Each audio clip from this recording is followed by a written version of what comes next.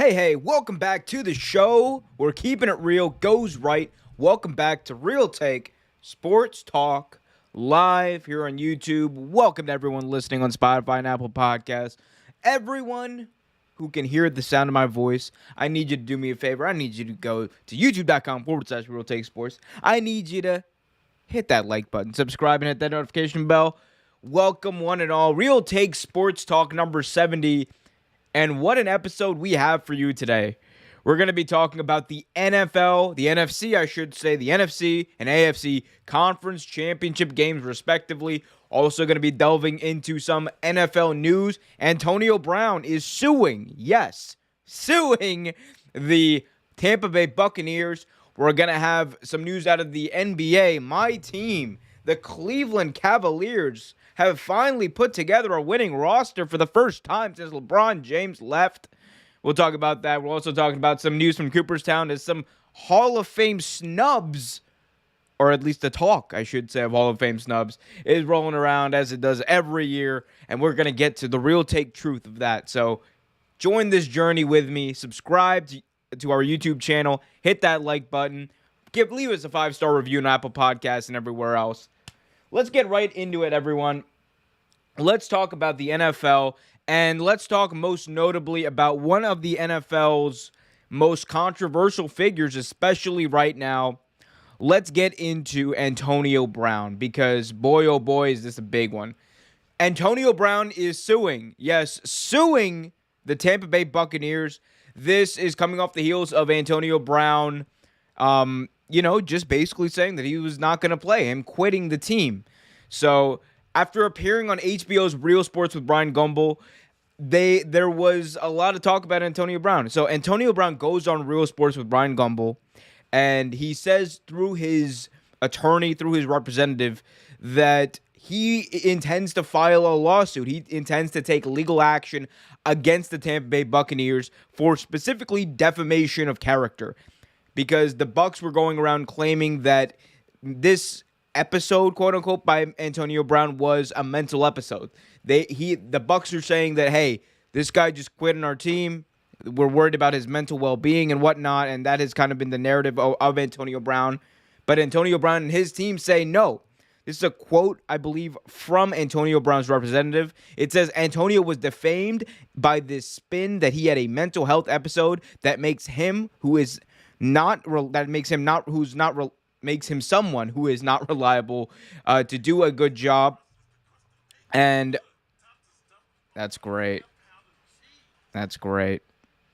As we get interrupted by these great commercials. Anyway, Antonio Brown, as I just said, Antonio Brown is suing the Bucs for defamation of character.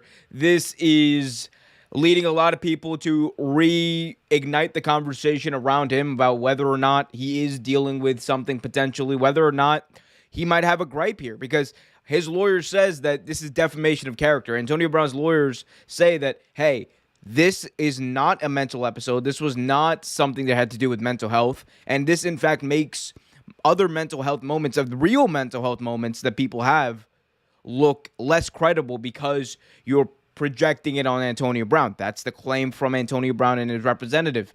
They obviously are inclined to do so. And look, we should be very clear about this.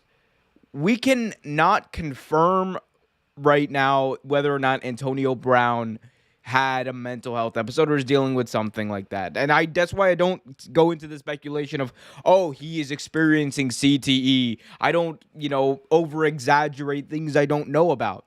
One thing we do know is, though, everywhere Antonio Brown has been, be it Pittsburgh, be it Oakland, be it New England, be it Tampa Bay, 4 teams he's been with, 3 of those teams, I believe, in 4 years. Or 3 of those teams, I believe, in 3 years, actually. Antonio Brown, wherever he's been, has made a reputation of always leaving on bad footing and in a very overdramatic way. His exodus with the Bucs, bad footing, overdramatic to a T. And look, Antonio Brown is saying that, this stems from an issue of him not being healthy enough to play, or him having the belief that he was not healthy enough to play in that Jets game when he walked off. To that I say, okay, let's see what the record states, because here's the honest truth, the God honest truth about this Antonio Brown situation. He's a great player, but, and this is a big but, it is very difficult to take him at his word given his track record. This is the same individual who threatened his accuser in a group chat and then made it public thinking this would be a good thing. This was the same individual who put a call he had with his coach, a private conversation he had with his coach, out there for the rest of the world, and went into Premiere Pro and made a video about it.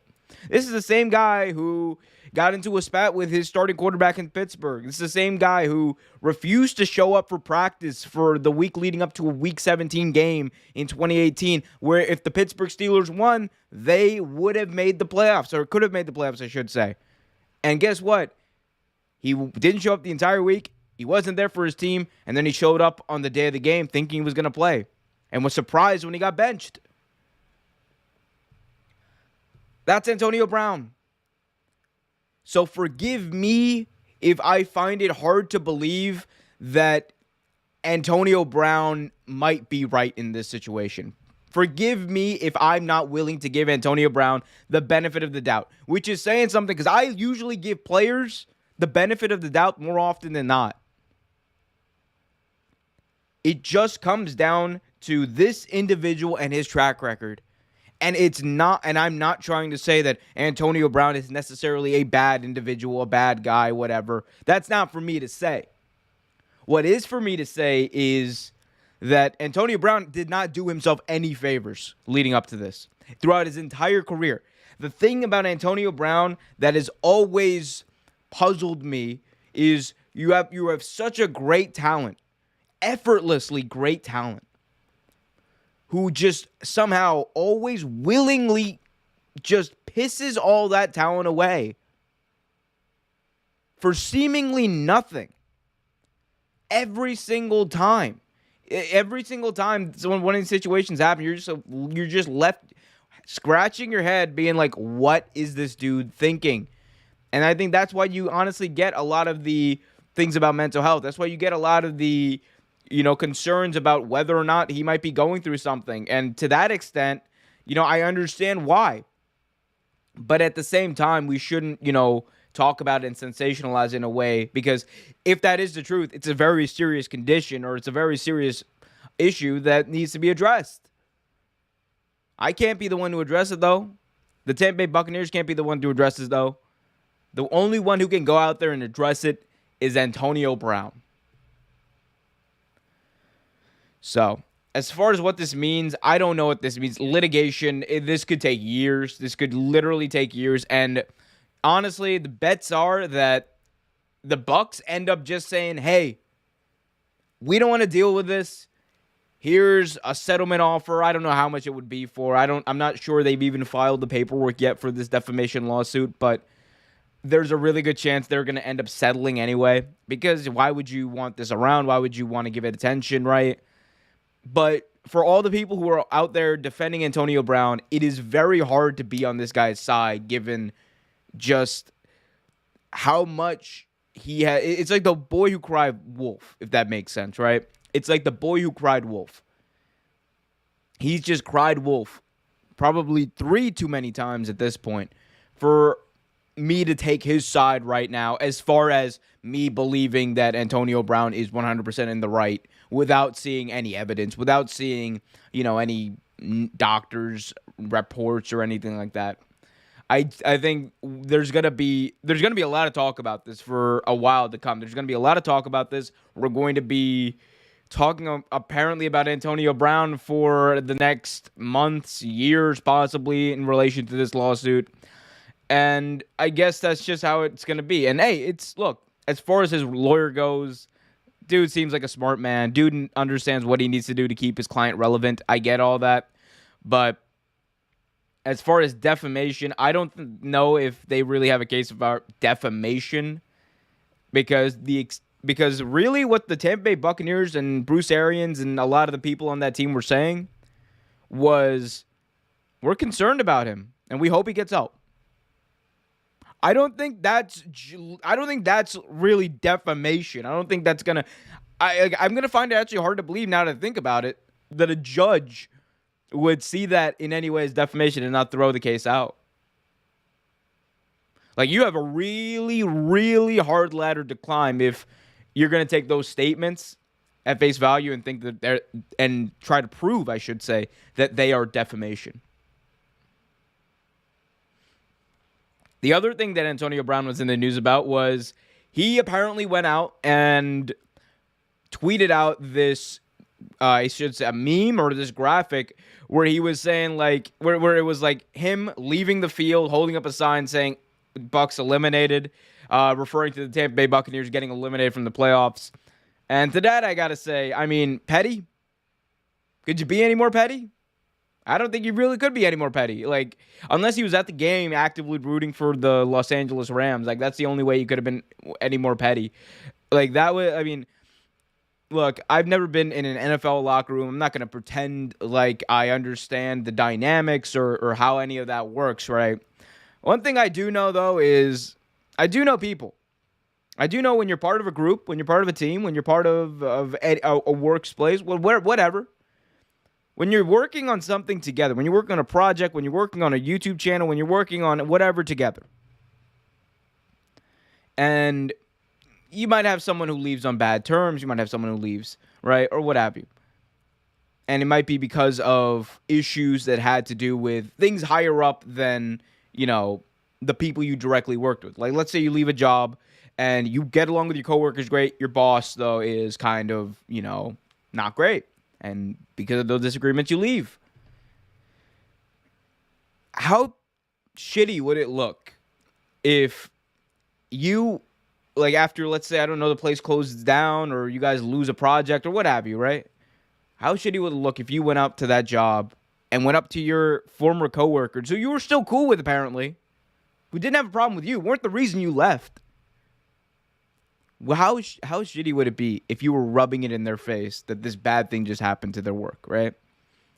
And I'm not trying to equate that with, you know, people losing their jobs or anything like that, right? I'm just saying on a very human level, it's a shitty thing to do. It's a petty thing to do. And it's exactly what Antonio Brown did. The same people, this is the same Antonio Brown who says that Tom Brady wasn't his boy, right? And Tom Brady wasn't his boy apparently because, Tom Brady didn't get me paid like Gronk. Well, Antonio, over the past 3 years, you have proven to be the one thing that will take you off most draft boards, that will take you off most free agent boards, that will take you off most anything when it comes to the NFL. You have proven to be unreliable. And that's just true. You refused. I still don't understand this. You refused to play for the Oakland Raiders at the time. All you had to do was show up on Monday Night Football, which was like 2 days away at this point. You had to show up on Monday Night Football, you get your $30 million, you walk out, and you're good. But nope, had to get released. You couldn't make it work with the New England Patriots. Tom Brady, by the way, Tom Brady literally brought you onto the New England Patriots and then used a lot of his clout to get you on the Tampa Bay Buccaneers. Because I'm telling you right now, man, there's not a lot of people who would have signed you otherwise. Like, not a lot of people would have signed you to play football. And he's mad because he didn't get a max contract. Antonio Brown, the talent is worth it. Antonio Brown, the person, Antonio Brown, the entire package, hell no. I'd rather pay OBJ. A lot of people say, oh my God, Antonio Brown. Like I have my one friend who tells me Antonio Brown, or it should have gotten paid more than OBJ. Fuck off. Like, seriously? You're telling me the guy, OBJ, say what you want, right? Injuries, what have you. But he's not off the field because of drama he created. He doesn't bring a black cloud to every single team that he's gone to. Antonio Brown's the one who does that. He's the one who's unprofessional. So no, dude. Like, honestly, you with all the stuff, and I mean all the stuff that Antonio Brown's been through over the past few years, he's lucky to still be playing football. Lucky. He is privileged to be playing football. And look, he still made more money than I will ever make in my entire life. And I'm supposed to feel sorry because he didn't get paid? I'm supposed to feel sorry because Antonio Brown thinks he's the number one receiver on that team when in actuality he's probably the third, fourth best receiver on that team? Or sorry, fourth best skill player on that team right now? Again, I saw that podcast where like the hosts were kissing his ass, or one of the hosts was kissing his ass, being like, "Oh, who's the best player on that team?" And it was like Antonio Brown, no question. It's like, why, bro? You're just saying that because he's sitting right there. Antonio Brown's sitting right there, and he asked me who's the best player on that, who's the best receiver on that team. I'm like, Mike Evans, hands down. You know why? Mike Evans never caused an off-field problem. Mike Evans didn't cause an on-field problem. Like, come on, man. Like, I know there's like this trope about diva wide receivers that we're trying to get away from. That's why I hate it when people say Odell's a diva. I'm like, Odell's having fun. Like all the stuff Odell used to do, like when he would propose to the net or whatever on the sideline, just having fun. That's not diva behavior. That's having fun. That's not hurting anyone. That's not hurting yourself. Completely different situation. Guys, hit that like button, subscribe, and hit that notification bell so you get notified whenever a new video is released. We got so much else to talk about.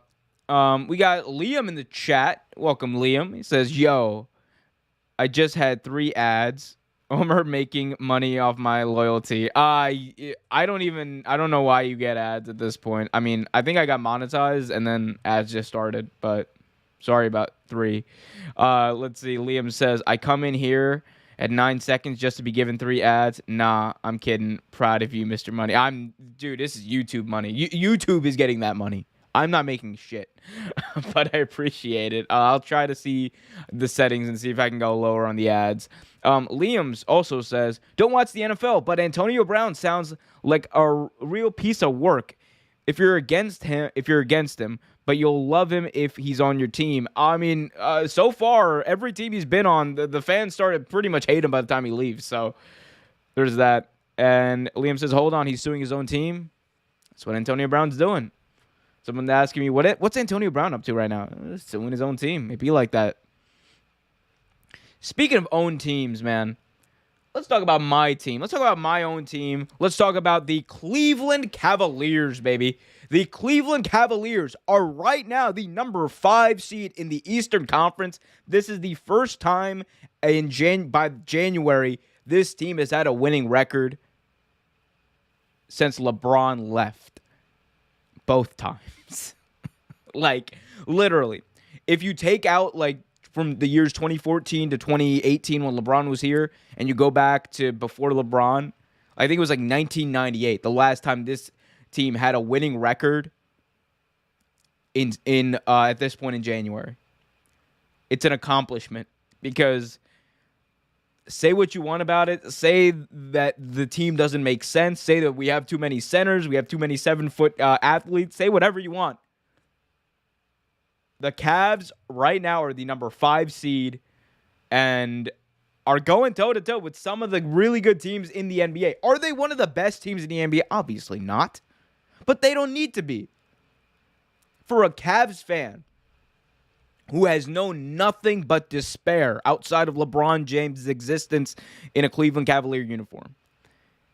For a Cavs fan who has known nothing that's even remotely close to success without LeBron James, this is a massive accomplishment because it happened in spite of the team not making any moves that made sense. This happened in spite of Dan Gilbert still being the owner of the team. This all happened in spite of so many obstacles. We fired our head coach last year because he sucked. He sucked. Because that's all we do with our head coaches, guys. We hire this random college head coach. We hired this random, like, oh my God, this is the next big thing. Oh my God, who are we gonna Mike Brown again? We're gonna hire him. David Blatt. Oh yeah, because that worked out. Hire all these big time head coaches, they never work out. Because that's what happens in Cleveland. But JB Bickerstaff looks like he might be the real deal as far as creating something. And that's the most important thing the Cavs can do right now. They're a young team who have a lot of really good young pieces. Jared Allen, Lauri Markkanen, that bad man Evan Mobley, Darius Garland, who has just turned into an, I want to say, all-star level player. That's what I think he's turning into. I mean, I know we lost Colin Sexton. We lost Ricky Rubio, obviously. You bring in Rajon Rondo to bring in that more facilitator role like Ricky Rubio would. Kevin Love is still doing his thing. He's getting paid a lot more money than he probably should be. But, hey, he's Kevin Love. Cedi Osman is out there doing his thing, being a really solid role player. Sometimes he can take over games. Like that's what he does sometimes. The Cavs have a very young roster that are all very talented. My one thing, I know there's a lot of fans in Cleveland, there's a lot of fans who of the Cavs who think, man, they could make a run. They could make a run. I'm like, let's hold our horses here. Because while I love the idea of the Cavs even being in the playoffs, this is a team, by the way, I just want to be clear, the Cavs could very well win a playoff series. Like, they're not like a bad playoff team. They're not like, oh, you look at them, they're a one and done playoff team. It's a team that if they put the pieces together, like if they put a game plan together and stick to it, they could win a playoff series. Like, this is actually a very talented team. I mentioned Lauri Markkanen. I mentioned Jared Allen. I mentioned Evan Mobley. These are three guys who could give you a double-double any night of the week. You got Darius Garland out there who's just a bucket right now. He is so hard to stop. He's a bucket right now. And then you got the veteran leadership of Kevin Love. You got Cedi Osman, who's been around, who's been around the team for a while, who knows what it takes. He was on those teams that LeBron took to the NBA Finals. You bring all that under a coach like JB Bickerstaff, who looks like he's got it together. He's like the first coach, I think, since, like, I mean, I don't really count Tyronn Lue's tenure. And again, this is not, hating on Tyronn Lue. LeBron was the coach of that team. Like, come on. Like, LeBron was the coach. Yes, did Tyronn Lue game plan and all that, but I'm talking about from setting a culture. Tyronn Lue wasn't the one setting the culture. That was all LeBron. But JB Bickerstaff has been able, I think, to set a culture, and a good one, that these young players can actually thrive in. That doesn't mean this team doesn't have problems. They're very inconsistent. That's why I said, like, any one of these guys could give you probably like 20 and 10 a game, but they don't. And I do think it has to do with a little bit with the way the team is structured. You got all these really good big men, but then like finding a way to perfect that rotation, it can be challenging. When you had Colin Sexton, you had to kind of balance the dynamic between him and Darius Garland. So it's going to take a little bit of tweaking. It's going to take a little bit of time, but for the Cavs to have won 29 games, nearly 30 games at this point in the year, that's a big deal. That is a big freaking deal. Cavs fans everywhere, rejoice. We're not going to the finals, but we are going to the playoffs. You can bet your ass we are, because my gosh, it's just so great to have something to root for and to have something to look forward to. Like, I understand what Knicks fans have gone through. Johnny G, Andrew, my friends, I understand what you're going through, or what you went through last year. The only difference is I've actually seen my team in my lifetime win a championship, so it's the only difference. Actually, I've spoken about this before. I am a very blessed sports fan, because if you count all the four major sports in America, American football, basketball, hockey, and baseball, I have seen all of my favorite teams win. in my lifetime. And it's weird because like the Caps and the Nats, the Caps and the Nationals, they won like back-to-back years. And then 2 years before the Caps won, the Cavs won. So there was like a 4-year stint where 3 of my teams just won. And I was like, oh, word. No wonder 2018 was a great year for me. Like 2018 is best year in my life, by the way. Just want to put that out there. We'll get into why at some point later on one day. If you guys want to get into why eventually, and you guys want to hear me get into why, please hit that like button, subscribe, and hit that notification bell. Leave a 5-star review. Check out realtakesports.com for articles that are going to be coming up soon. I promise. Podcasts and much more. realtakesports.com.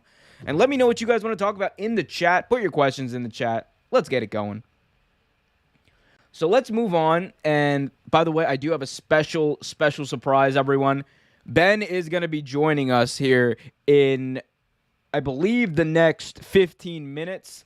So he'll be joining us, and we're going to be talking about the NFL, some conference championship stuff. So we'll get him in here in just a second. But before we get to that, I do want to talk about some news out of Cooperstown. And yes, Cooperstown, for those of you who are wondering, is where the Baseball Hall of Fame is. So let's get in some Baseball Hall of Fame talk.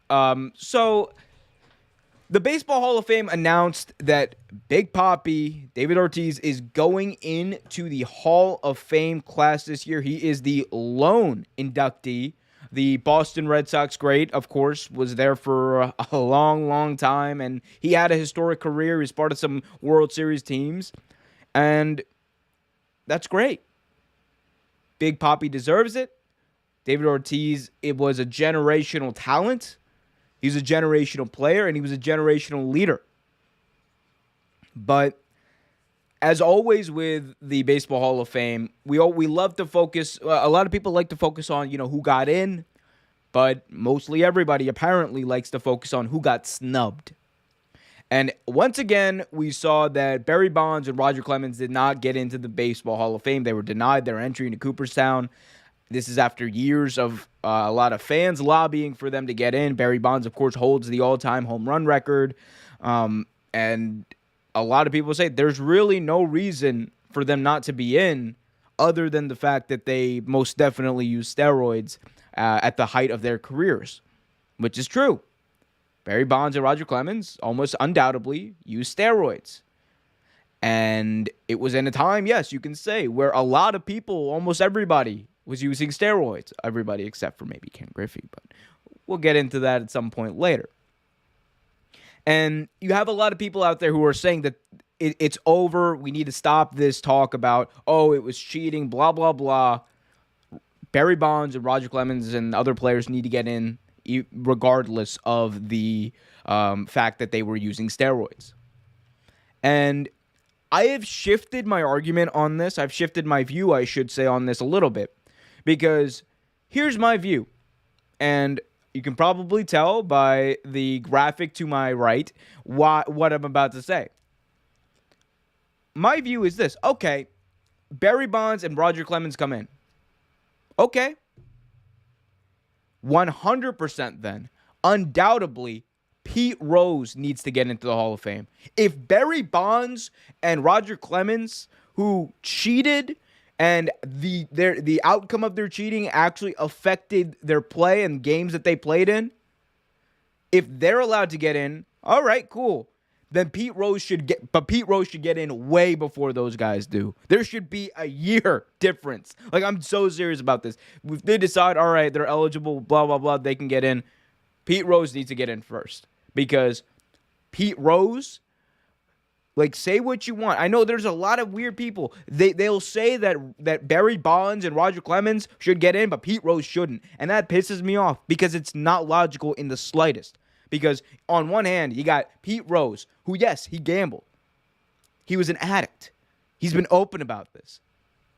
But he wasn't a cheater.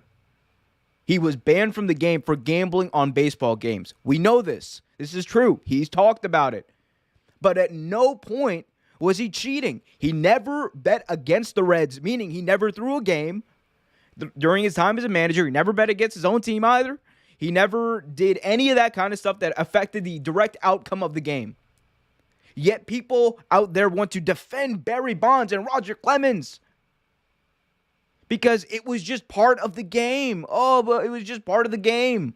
But they had the audacity to say someone like Pete Rose, who's a Hall of Famer, look at his career. They have the audacity to say that Pete Rose shouldn't get in, even though he never cheated.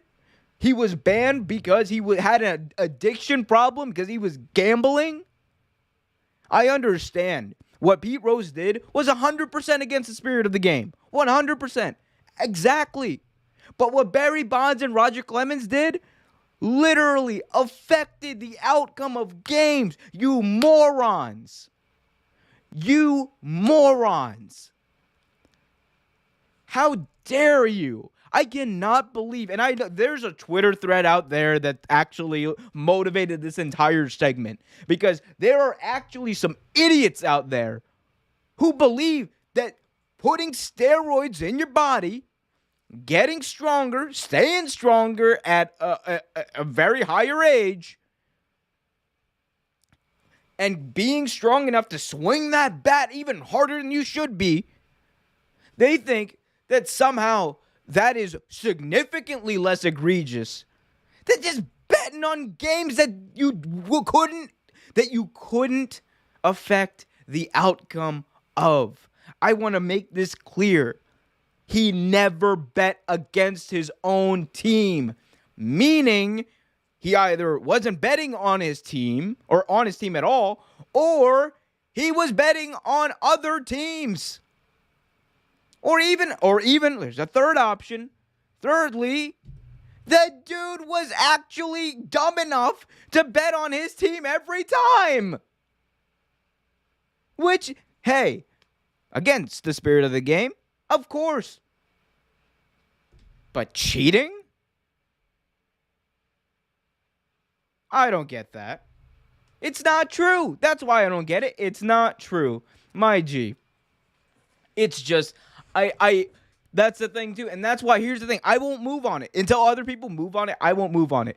If Barry Bonds and Roger Clemens get in, okay. But Pete Rose needs to be right there in the conversation. Because his offense was significantly less egregious. His offense was significantly less impactful on the game and his play and his records and his tenure as a manager, all of that. So, I don't know. I don't know why people want to make this huge case for someone like Barry Bonds, who everyone knows the dude did steroids. Come on. Everyone knows he did. And everyone knows that it helped him be better than everyone else. Yes, he was very, very talented. He probably would have been in the Hall of Fame regardless. But the fact that he actually put a substance in his body that affected the way the game was played, that's something you can't take back. We got someone in the chat saying, yeah, but he can bet on other teams when he is playing them and purposefully miss hits.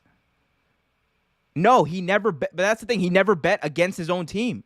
He never bet against his own team. That's the thing. That's a misconception that people never take, the 2 seconds to really read into or look up or research. Pete Rose never bet against his own team. So, meaning that at no point did he ever throw a game. At no point did he ever send someone out there as a manager to throw a game. Yes, was it wrong? Yeah, sure. You shouldn't be betting and be involved in that kind of industry like when you're an insider like that. It's like the equivalent of insider trading, right? But actually not the equivalent. Insider trading is much, much worse. But you're telling me that somehow the argument that what Pete Rose did was worse or more impactful on the game than what Barry Bonds and Roger Clemens did is laughable. Absolutely laughable. I mean, I don't know. Y'all let me know what you guys think in the chat. Hit that like button, subscribe, hit that notification bell. I mean, like this is something that I actually went back and forth with Andrew and Johnny G about last year when the same conversation was happening. And I've always been of the opinion that, okay, Pete Rose and Babe Ruth, or sorry, Babe Ruth, Pete Rose, of course what he did was wrong, but I just do not see a world where it was egregious or more egregious than what Barry Bonds and someone like Roger Clemens did. And look, if I had a vote today, I don't know who would I vote. Who would I vote for? I vote for Pete Rose way before I vote for Barry Bonds or Roger Clemens, just based off of the offense and how the degree of how egregious it was. I just can't see past that. That's just what I'm saying.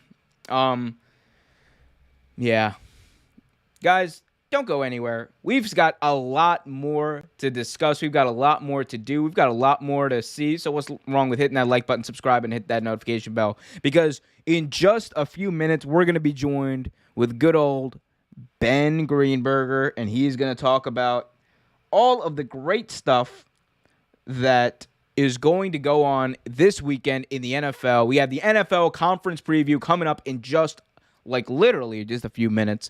But I think I got one more thing to talk about before then. But it's going to be great, man. Ben, if you guys have not engaged with or seen Ben, that dude's amazing. He knows football in and out. We're going to be talking about that. Actually, before he gets on, we might as well just take a look at some of the stuff that's going on in the conference championship game. Boom, there it is. So you got the Bengals and the Chiefs at 3 p.m. and the Rams and San Francisco 49ers. I've already said this before. I picked the 49ers to go to the NFC title game. Or I actually picked them to go to the Super Bowl. Will they get to the Super Bowl at this point? You'll get my prediction in a little bit. But if there's one team out there that has the defense to really compete with the Rams, you got to think it's the 49ers, right? And the Bengals. What a good story the Bengals have been over the past number of weeks. I mean, especially this entire year, 10-7, and Joe Burrow's ascent into superstardom. It's all great to see, but will it last? Find out in just a few minutes. But yeah. So again, we're just waiting for Ben to come on in. In the meantime, guys, I'd be free to take some questions in the chat. I know Liam in the chat was asking about Antonio Brown. We talked about Antonio Brown earlier. And he was very much surprised about the fact that Antonio Brown was suing his own team. And he said, this guy, meaning, I should say, Antonio Brown, sounds funny. And boy, oh boy, is Antonio Brown pretty funny. I mean, here's the thing with AB, though. It's funny, it's funny in a way, I guess. But mostly, I feel bad. I feel sorry for a lot of people, and not just him. I feel sorry for his family. I feel sorry for the people whose lives he's affected. And I'm not talking about football players. No, I'm talking about real people, his accuser, whose life, regardless of what we want to say, was affected, right, in some way.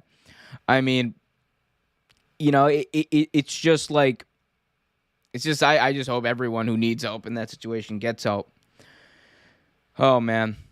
Guys, the other thing that was weird out of this week in the NFL, so the Green Bay Packers, right, when they lost, there was an upcry from a lot of people in the Packers community. There's an uproar about how everyone's just it's over. It's over. And you know what I got to say about that? They're absolutely right. The Packers are in cap hell. Aaron Rodgers is gone, bro. Gone. GG. One way or another, he's gone. Either he's retiring or he's going to be on a different team. He basically said as much on the Pat McAfee show live. He is gone. And I just don't think at this point they're going to have the cap money to keep everyone together. And I mean, they'll find a way to franchise, probably Devontae Adams maybe. But the Smith brothers are gone. You're going to get rid of Randall Cobb. You're going to get rid of a lot of other pieces around that team, Scandling and the like. You're not going to have enough cap room to keep those guys around. So at that point, is Aaron Rodgers going to want to come back to a team that he's going to have to carry again? He's going to have to carry that team. They are going to have to only win because of Aaron Rodgers. Does he want to go back to that? He basically said no to that. Remember in his press conference as he was leaving the divisional divisional round loss, I should say. He said that he's not at the point in his career where he's going to stick around for a rebuild. That's not where he is. Aaron Rodgers right now is at the point of his career where he wants to win. He's like he's older. He's like 37. He's about to be 38, I believe. The dude is at a point in his life where his football years are numbered, and he's going to want to just win. So we'll have to see what happens with that whole situation, guys. Because Aaron Rodgers, obviously, he's gonna stick around. I think he's gonna end up sticking around the NFL. But we'll see about that, guys. Hit that like button, subscribe, hit that notification bell so you get notified whenever a new video is released. And I believe we have a special guest joining us. If the special guest can turn on his camera, we can see if things are working. And oh, look, we do. Seamless transition. Fuck yeah, bitch. Hey, Ben, how are you doing, buddy? I'm doing good. I'm trying to.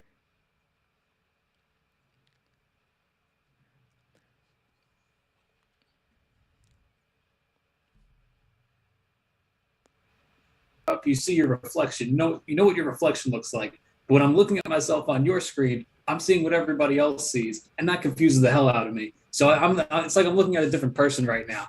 But would it help if I just turned that screen off? No, I need to know what I look like. I gotta have that sense of keeping myself in check and everything. But how you doing? You got a clean face now. You're all shaved. I gotta do that tomorrow.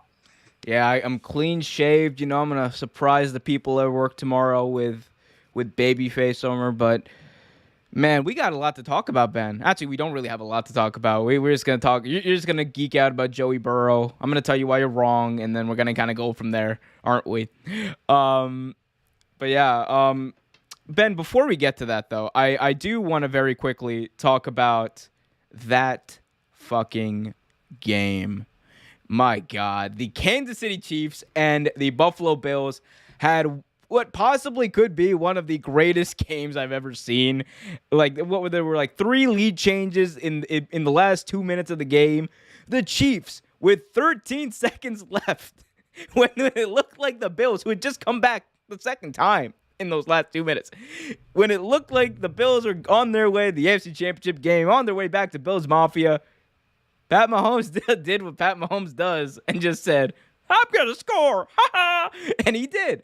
He threw a big pass to Travis Kelce. The Harrison Buckner field goal sent it on overtime. And then, Josh Allen said, right? He said that, there's nothing more we could have done. There's one thing more he could have done. He could have called heads. That's all I'm saying. He could have called heads. You can't call heads. You cannot call heads, because then if it goes tails, and it's like, well, tails never fails. Why didn't he know that? He was 9-0 on coin tosses going into the year, or going into that game. He hadn't lost a coin toss, and then that happened. It was unbelievable. You know why? Because he thought about it. He thought about it way too much. That's what happened. He thought about it way too much, and it cost him the coin toss. But Ben, you and I were texting back and forth during that game, or I don't even want to call it a game. That amazing just moment in human history. Like, what do you think about that? Just what was your initial reaction as that game was happening, and how do you look back at it right now? I was high on football. I've never been that high on football before. Probably since LSU won the national championship a couple of years ago. I have not been just in that cloud, that haze of like what I'm seeing right now is something that I might not ever see again. Because those last 2 minutes were touchdown, and then another touchdown, and then another touchdown, and another touchdown, after a game that was like, are we even going to hit the over here? Like, what's going on? And just all of a sudden, all hell broke loose. I mean, it was tough because it's a lot of fun, but at the same time, where the defense is, somebody has to make a stop, right? Who's going to step up and make a play? And it just seemed like nobody was going to. I remember coming on this show last week and doing the whole preview and saying Buffalo will win if they can go out there and tackle in those intermediate yardage spots, if they can keep those 70-yard Tyreek Hill touchdowns to just, 15 or 20-yard gains, or maybe like 7 or 8 yard gains, like just cut everything down. And for the most part, they did. For the first 58 minutes of the game, they did, right? And then when everything went crazy and blew up at the end, what was happening? Tyreek Hill was getting long passes. He was getting short passes and turning them into long gains. Travis Kelce was getting short passes and turning them into long gains. That's the Chiefs offense. There was no bombs. There was no anything that would like say, oh, somebody got burnt there. People just got ran past. And that's the problem with the Chiefs. That's why they're so tough to beat, is because you can do great on stopping them and making those tackles for the first 57, 58 minutes of the game. But that speed catches up to you. Those guys are in great condition. They're in the best shape of their lives. They're all young, and they're able to play like at that speed for the entire game. And it just wore the Bills out. I saw a meme of it was when Tyreek Hill was doing the peace sign to the Bills defender, right? On one of the touchdowns. I saw a meme where it was like, it's like doing the peace sign to someone who's in front of you is psychotic. Like, and it's true. It's like that's the only way I can describe the Chiefs offense. Like when they're at their best, it's psychotic because it's impossible to stop. Genuinely, like Travis, who are you gonna choose to stop? Like, especially when they're in the zone as much as they are right now, you're gonna choose to stop Travis Kelce? Like, no, he's the best tight end in football, because not just because he's a big target in the middle of the field, not just because he's faster than you think he is, but the dude will run through you. And we saw that, and we found that out, or the Bills, I should say, found that out. And he's also like the best route runner probably in the game right now, like receiver or otherwise. I mean, he's just insane. And then you got obviously the running backs, McKinnon. You have Clyde's Edward Eclair. Yes, Eclair, not Elaire. You have, like Hardman, who's like apparently faster than Tyreek Hill, which is fucking scary. I mean, it is scary. Yeah, psychotic and scary. That is the Chiefs' offense when they're at their best, because they're just so hard to beat. Like you kind of have to bet on them getting in their own way to get that dub. Like that's like the only way. Like look at the Super Bowl last year. You could point to a lot of things the Bucs did well, right? Like they've defended pretty well. They tackled very well, which is again a way to help you beat this team. But at the end of the day, more often than not, you have to rely on the Chiefs beating themselves rather than you beating them. Yeah, I mean they're an impossible team to beat. And the other thing about Kelce is that it seems like he's running that offense. Like, I don't know if you saw the clip. There was an Inside the NFL clip. They had him mic'd up. And the clip that came out was on the sideline. I'm not running the route. He's talking to Tyreek Hill, and he's basically telling him how they've been covering him all game and how they're going to change it in the last minute, because when they're playing, a 13-second game, for whatever reason, the Bills decided to guard the sidelines, even though the Chiefs had 3 timeouts and could only really run 2-3 plays max. And he was like, hey, the middle of the field's going to be open. Take the middle of the field. He's telling Pat Mahomes all this.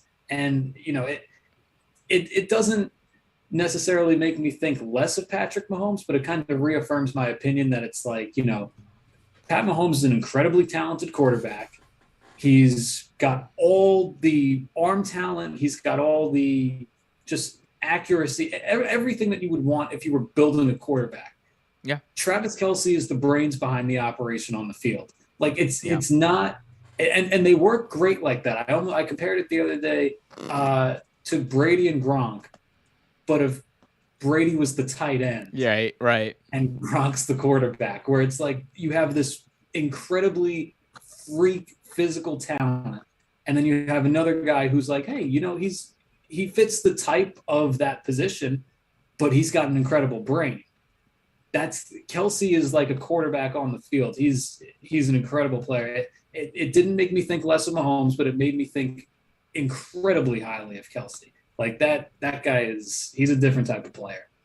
He's a difference maker on that team. Like you want to talk about like the big moments where Travis Kelce has just shown up, whether it is like those leadership or those brain master moments. I don't even know what that means, but you know what I mean. Like those moments where he kind of takes over the game on a mental basis, or the moments where he just takes over the game. Like he's just able to do it so well. It just adds another wrinkle to what makes this team so freaking scary and unstoppable. And you, like that's what I'm saying. Like you have to hope. You have to hope and pray that this team is just having a bad week. Like that's genuinely it. You have to kind of hope and pray that this team's gonna have a bad week if you want a real chance to beat them. But yeah, and you have to hope for a good matchup. The other thing on Kelsey that just popped into my head is like, you remember when the Chiefs were like really good all those years ago, but they had like a couple seasons where it seemed like Alex Smith wasn't throwing any touchdowns to receivers. yeah, Like that, yeah. that was I that remember was it was like he threw a touchdown on a Thursday night to like Dwayne Bowe and everyone like they threw a parade in Kansas City because he finally after like 10 or 11 games threw a touchdown to a receiver. because who was the tight ends catching all those touchdowns? And who was Kelsey, the one? Right, Travis Kelsey. Kelsey was catching all the touchdowns, and Jamal Charles was running them in on screen passes. I mean Mm-hmm. that it really tells you how important he's been to that city, and just like looking back on it, his impact with that franchise is like, you know, he might not be the most physically gifted tight end to ever play, but in terms of his resume and what he's got between his ears, he's a really, really special player. And I feel like we should like appreciate him a lot more than we do. I agree with you. I totally agree with you, man. And I'm sure the people in the chat agree with you. We got Big Ticket in the chat saying, I predict the team that scores the most points is going to win. Quote by John Gruden. Big ups to John Gruden, the big play caller in the sky. All right. Well, thank you for entertaining me, or I guess entertaining that thought. I really want to get your thoughts on that game. But let's go to the big games, man. We have two monumental games that are going to decide who is going to go to Los Angeles and try to lift up that Lombardi trophy at the end of the year. The Cincinnati Bengals are going to take on the Kansas City Chiefs in the AFC Championship game on Sunday, 3 p.m. Eastern, 6 Pacific. I think I got that right. And then you got the San Francisco 49ers. Other way around. Who gives a fuck? Then you got the Well, yeah, whatever. Then you got the San Francisco 49ers and the Los Angeles Rams, 6:30 Eastern. Who gives a fuck time on the West Coast? Who cares? I don't care. Dude, it's the West Coast. Who cares? Anyway, so Bengals, Chiefs, Niners, Rams. I got to ask you, Ben, before we get into each matchup, which one of these teams being at this point surprises you the most right now? I mean, I'd say they all do. The only one that doesn't is the Chiefs. I think we all kind of expected the Chiefs to be here just because they're a repeat offender in this. They always find a way to sneak their way into the AFC Championship game by being really good all year. The other three, I did not have San Francisco going this far. The Rams, I mean, I thought Matt Stafford was going to turn into Matt Stafford at some point, just being an unclutched guy. But I guess it turns out that, we can. Well, yeah, he can always pumpkin. He could always pumpkin on us. And then the Bengals. I mean, in my heart, I've been saying the Bengals are going to win the Super Bowl because Joe Burrow is like, and I'll make my Joe Burrow case when we talk about that game. He's different. He's just a different player. Like he's a culture changer. I love everything about him. I love everything about that Bengals team. There's something special going on there that it's magic. I don't know how to explain it. So while I was like in my heart, I was like, yeah, the Bengals, this is the year they're going all the way. I didn't actually think that they would be playing in the AFC Championship game. I mean, I thought the Raiders game would be close. I thought I said last week, I thought Tennessee was going to, beat Tennessee and be the one seed that they are playing at home. And I was like, look, Bengals won a playoff game. They're going to come back next year and they're going to, all right, we've won a playoff game now. And I thought next year was going to be the year that they could win a Super Bowl. I'm very happy that they're here. I'm a Joe Burrow guy. And look, this might be the year, and this might be the first of many. So I'll just throw that out there. All right. Well, all right. We'll have time to prove that wrong at a different time. But first of all, let's talk about the AFC Championship game, Ben. Cincinnati Bengals versus Kansas City Chiefs. The upstart Bengals against the Chiefs, who have been here the past, 4 years now? This is their fourth year in a row being in the AFC Championship game. They're looking to go. The AFC Championship Hosting, game. yes. Actually, you're right. Hosting the AFC Championship game, the dominance we've not seen since the days of the Patriots of Brady and Belichick, which was literally like 3 years ago, if you're counting. But you got them hosting the Bengals, went 10-7, upstart team. Very young team as well. You talked about Joe Burrow. We didn't talk about Jamar Chase. This defense is very underrated, very good. They gave Tennessee a lot of trouble. Derrick Henry on his return, people said he was 100%. I don't know about all that. If that's the case, this Bengals defense might be the scariest in football. But what do you think about this matchup, Ben? What are the keys to victory for either team, and who do you think gets the dub? I mean, look, the Chiefs already lost to the Bengals once this year, and I did this last week where I was like, hey, teams that have lost to one team already are going to beat them the second time around. Did not track that fully, but I do know that I used that logic for my Bucs pick last week, and it did not work. But yeah, I mean, look, the Chiefs have been getting better all year, like freaky better all year. Like they looked like a Super Bowl contender. They looked like a Super Bowl champion last week. And I would almost say I would feel more comfortable picking the Bills over the Bengals than I do about picking the Chiefs over the Bengals. I don't know why that is. It's probably only because the Chiefs have already lost to the Bengals this year. But look, my key for Cincinnati is the same key that I had for the Bills last week. It's the only way to beat the Chiefs. If you can tackle their receivers before they turn whatever play they have into yards after the catch, they have a shot at winning this game.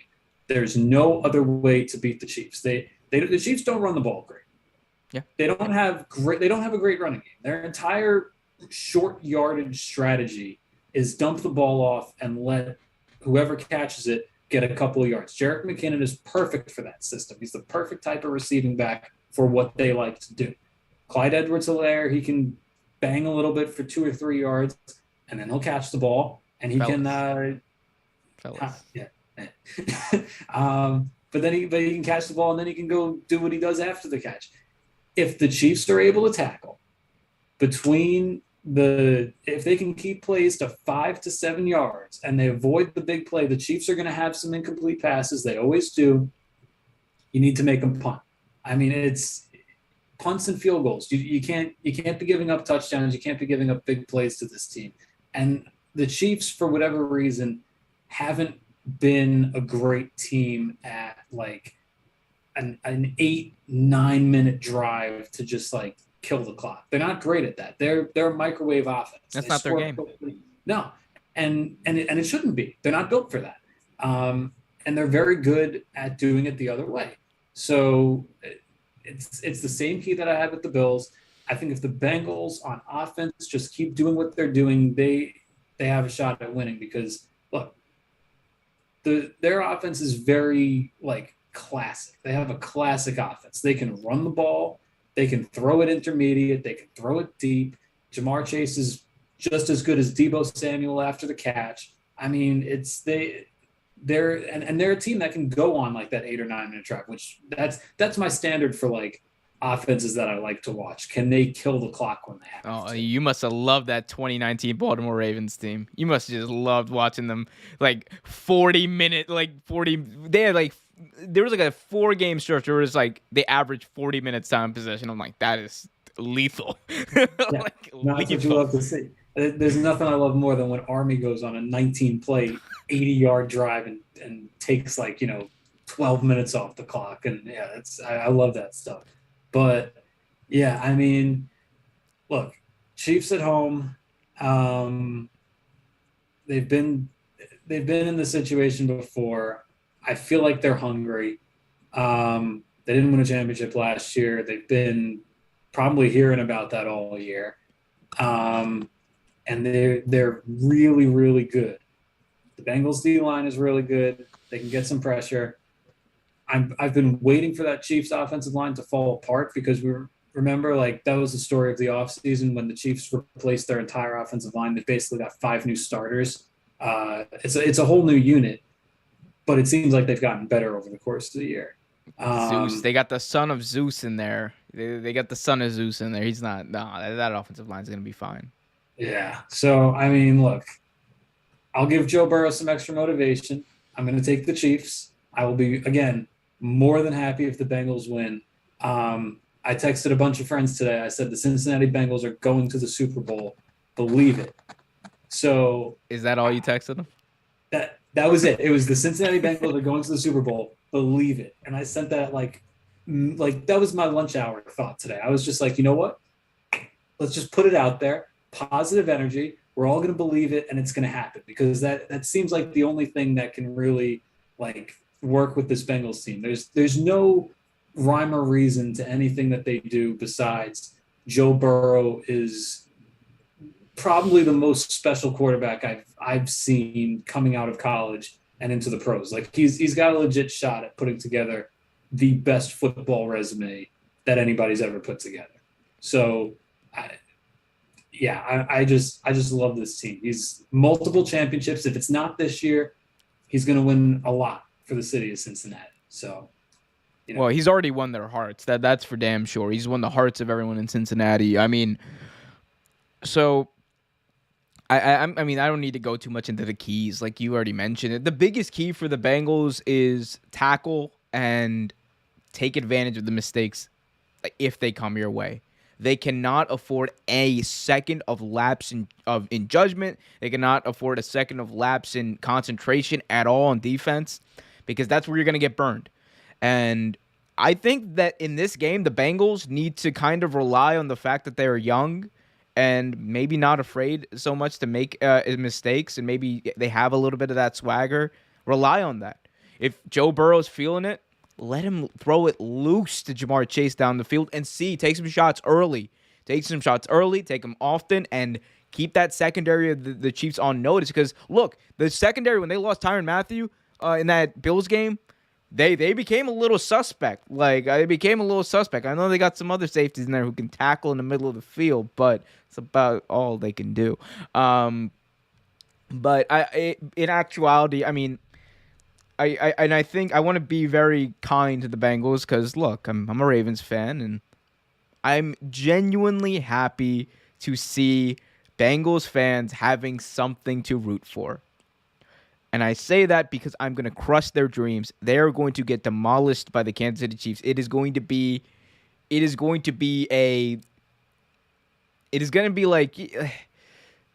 a reality check a little bit. But I feel I like Joe Burrow too, but it's gonna be a little bit of a reality check for him. I think that this is a team that is 1 year out from being a genuine contender, and I think a loss here would actually do more for them as far as motivating them and going back to the drawing board and learning what worked and what didn't work, instead of just relying and coasting on what they have right now in this youthful exuberance. Because what I think the Chiefs have been doing, and what I think was their Achilles heel last year, they just kind of relied on what they had, and look, it got them to the Super Bowl. But I mean, I just don't know if that's a long-term strategy. But I got the Chiefs in this one. I'm not gonna say blowout, but I'd say 10 points. I'll say 34-24, respectable, but that's your little gambling tip for everybody. It's the Chiefs are winning by 10 at least, is what you're saying. Yeah. So definitely by 7. Definitely. That's just a touchdown for sure. And again, I just think right now the way the Chiefs are looking, it's just hard. It is just hard. They're going to have to implode. The story, if the Bengals win, I promise you this, dude. If the Bengals win, the story of it is not going to be how the Bengals won. It's going to be how the Chiefs imploded. That's going to be the story, and probably rightfully so, because there's really, I know the Bengals are good, but overall there's really not an excuse for the Chiefs to lose this game, to be honest with you. Probably not, but I also think the narrative could be coming out of this game that after the Bengals win it, not in a blowout, not soundly, but convincingly, in a way where you would be like, yeah, you know what? If we played that game 10 more times, the Bengals would probably win 7 of them. I think the storyline is going to be uh, you guys talk so much about Allen and Mahomes, everyone forgot about Joe Burrow, who is that guy. I'm telling you, there's something different about this guy. There's really something different about this guy. It's he's smart. It's the intangibles. This is stuff where it's not about arm talent and throwing the ball 70 yards down the field and arm angles. His helmet lost his the headpiece or whatever it is on I think late in the second quarter. I was standing up yelling at the TV because he's standing there doing this, right? Hands over his ears, and he's looking at the sideline and he's giving him this. And I'm saying he can't hear them. He like not because it's too loud, but because the communication's down. And I was just like, Joe, call the plays. Just go in there and call the plays. You know the offense. Completion, 4-yard run. Like it was unbelievable. I was like, he can run this offense. And he did the same thing at LSU. That's what made me like immediately be like, this is a completely different quarterback than the guys who we just talk about as being like talented or having like, you know, skills and being able to throw the ball far. This is the difference between guys that are like Aaron Rodgers and guys that are like Tom Brady. This is the difference between guys that win 1 or 2 rings and guys that win 4 or 5. This is like There's been like one dude who's won like 4 or 5. You need to chill out. Like you're out here like, oh my god, like the guys. You know, you mean the guy who won like 4, 5, 6. Fucking Tom Brady's won 7. It's still like difficult. I've seen them all. It's still difficult for me to wrap my head around the fact that he's won 7 Super Bowls. Like. And again, it's just a testament to the greatness of Tom Brady. At the end of the day, we're always just gonna. It's you know the NFL is always gonna come back to how great Tom Brady is. For like it's gonna last an eternity. That's just. I always said the same thing. And when Joe Burrow went on that run with LSU, I was like, we might be watching the second coming of Tom Brady right now. And I still believe that. I have never been as sold on a quarterback as I was on Joe. I'm telling you, and anybody that's listening to this and watching this right now, listen to me because I will be right. In 10 years, we're going to look back at Joe Burrow, who's going to be, 35 because he's a little bit older, but we're going to look back at him and be like, this is one of the more special players that's ever played the game. I fully believe that. Well, when Joe Burrow's career ends early because the Bengals refuse to draft offensive linemen, in 10 years at Real Take Sports 700, I'll make you eat your hat. But no, we love Joe Burrow. Big respect to Joe. Although if, hey, Bengals, if you don't want to draft an offensive lineman and want to let the Ravens, just get a free rush at him every now and then, that'd be great. That'd be great. We're trying to get some division titles too. Guys, hit that like button, subscribe, hit that notification bell. We got one last game to talk about.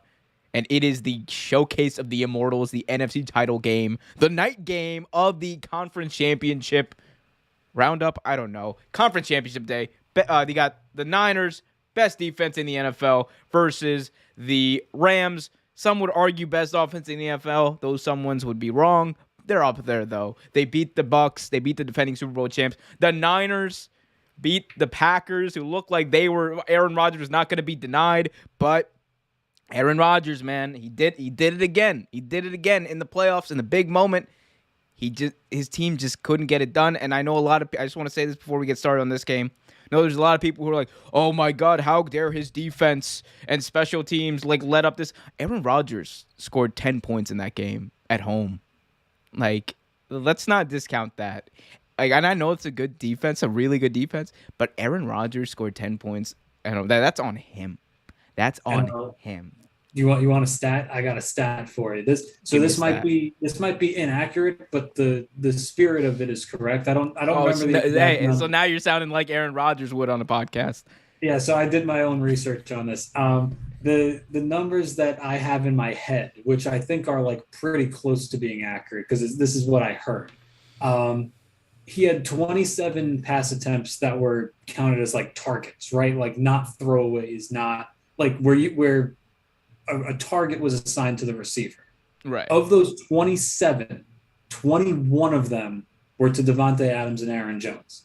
He was locked in on two guys. He was not interested in throwing to anybody else, including Alan Lazard, who on the little football dots thing that they put up on Twitter after the game was wide open on that last play. He was wide open, wasn't he? Wide open. Aaron Rodgers dodging Super Bowls like he dodges vaccinations. Anyway, let's move on and talk about the winners, though, of that game. The 49ers, by the way, they should get a lot of credit for that. Holding Aaron Rodgers in that offense 10 points. A week after holding the Dallas Cowboys, who were the number one offense in yards or whatever in the NFL, to whatever, was it, like 16 points, and they looked flustered. Like, dude, this Niners defense is for real. And Ben, I've been saying it since the beginning of the season. I said, watch out for this Niners team, because if there's a team that's going to make a dark horse Super Bowl run, it's this team, because they can run the ball with whomever they want to. They can have whoever in the backfield. Elijah Mitchell, Deebo Samuel, the whatever. They're running the ball. And they're going to run right past you. My one thing has always been Jimmy G can't make the mistake at the end of the game. But my big key here is Jimmy G has made all the mistakes leading up to this, meaning he is overdue to have a great game. Jimmy G, here's my prediction, and then I'll let you have it. My key for this game is put the ball in the hands of Deebo Samuel. Do not put the ball in the hands of Jimmy G. But Jimmy G is going to have 300 yards in this game. He's going to have 300 yards, 3 touchdowns, no interceptions, and I'll give him a rushing touchdown on top of that. I think this is going to be a high-scoring game out of nowhere. I'm going to say 38-32, and the Niners get the dub and go to the Super Bowl in the same building. In the same building. They're going to win the Super Bowl in the same building they're going to win the NFC Championship at. Like, it is going to be electric. This is a team that is well coached. This is a team that is well built. This is a team that still has a fullback in Kyle Juszczyk, who is the best fullback in pro football. Fight me. You have so many factors that make this team great. They're gritty. They and the biggest thing that people want to say, like, oh my God, this quarterback controversy, it's in Jimmy G's head. People who don't know shit about football. This team loves Jimmy G. They absolutely love Jimmy G. The way they talk about this guy is that that's their guy. That's their leader, for better or worse or what. It's kind of like the little bit of the Flacco effect. Like, it's like, oh my God, Joe Flacco sucks. Yeah, but that's Joe. That's our guy. Like, that's our guy. Sometimes he gets out to have a guy. Sometimes, man, that just being that guy is good enough to win you a Super Bowl. I'm a Ravens fan. I know it. Joe Flacco, Trent Dilfer, baby. We got those guys. So, look, in all seriousness, I think the 49ers defense is going to be the difference in this game. I may have been a little too much with my prediction, but hey, we'll see. We'll see. I got the Niners regardless. I'll go with the Niners also in this one. Just because, no, fuck! Now they're gonna lose. Fuck. Here's the thing. Everything's lining up for the 49ers in this game, right? You've got Sean McVay got asked the question today: is Kyle Shanahan in your head? And he said no, which means yes. He's 0-4 against Kyle Shanahan, I think is what I saw, or 0-4 at home maybe. Either way, Sean McVay is not good against Kyle Shanahan. Kyle Shanahan owns him, you could say. And you've got the Rams, who again I feel are due for a collapse. I don't like that this game is at 6:30 and it's out west, because that means that it's going to be a late game here. It's going to be dark on the East Coast, but it's going to be sunny out there. I'm never a fan of like time zone differences when there's like sun in one place, like very clearly afternoon, and it's dark over here. I can't stand that. So that's going to throw me off. I'm not going to like that. I'll throw a prediction out there. Actually, no, I'm not going to throw a prediction out there. I'll throw a line out there throw a line out there for the people. Oh, we're getting Ben's bets. We're getting a line. Okay. I'm not making a bet. I am putting a line out there for people to put bets on. 2.5. 2.5 is the number. What that is for is how many times Troy Aikman, who's calling this game for Fox, says Jared Goff, because Oh he is my going to god. mention Jared He Goff, is.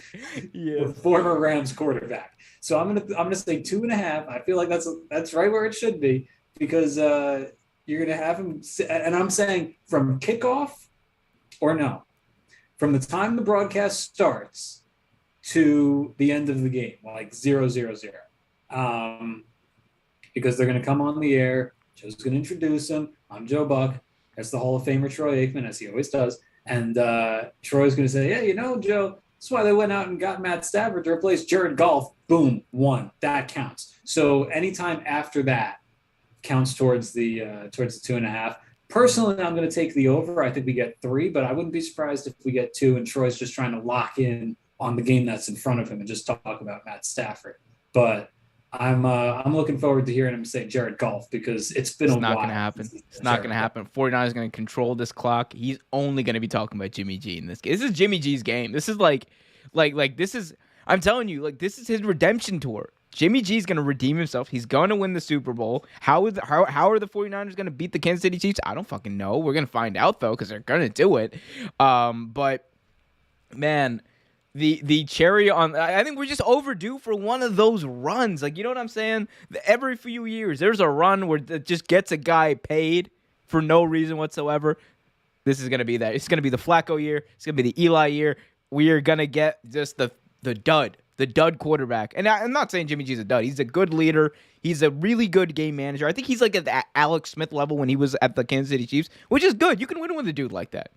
And they've proven it. Like he's taking, say what you want, Jimmy G's taking this team to 2 NFC title games. That's more than a lot of really good quarterbacks can say. That's more than Matthew Stafford can say. Matthew Stafford just won 2 playoff games.